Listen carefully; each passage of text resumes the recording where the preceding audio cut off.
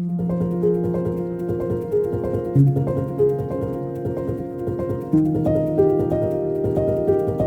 thing I would encourage all consumers is actually ask more questions where their food comes from.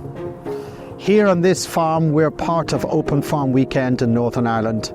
6 weeks ago, we opened for 2 days. 1,700 members of the public came to visit us. We would greatly encourage that interaction because actually most school kids think a litre of milk comes from the supermarket and not from a cow.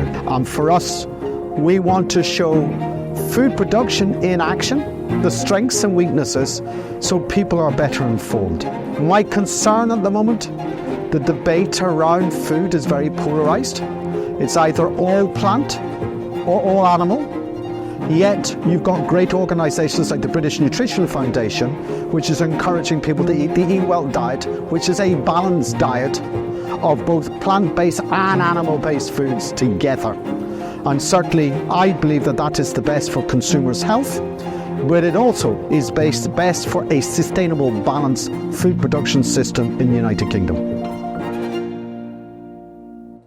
I studied agriculture in Edinburgh. When I came home, very quickly I was rewarded.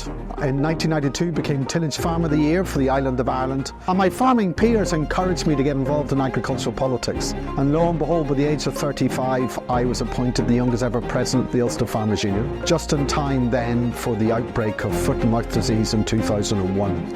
And that was an extraordinary experience. The culmination of that, when I retired as president of the Farmers Union, the then Prime Minister Tony Blair asked me to become a biotechnology commissioner in the UK and then vice chair of the UK Sustainable Development Commission.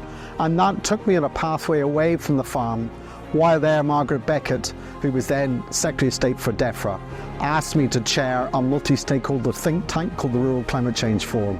And that is really where I learned my knowledge, my science, and my understanding of what both regulation, policy making and farmers need on our journey to net zero.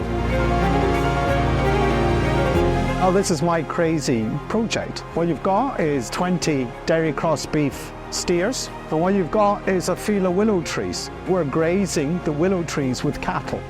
The willow leaves are full of condensed tannin, just like red wine are. When the cattle eat this, we've recorded on a daily basis a 28% reduction in methane as the cattle grow.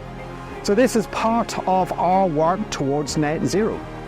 So net zero for me is my animals emit greenhouse gases, puts are living, while my trees consume greenhouse gases out of the atmosphere.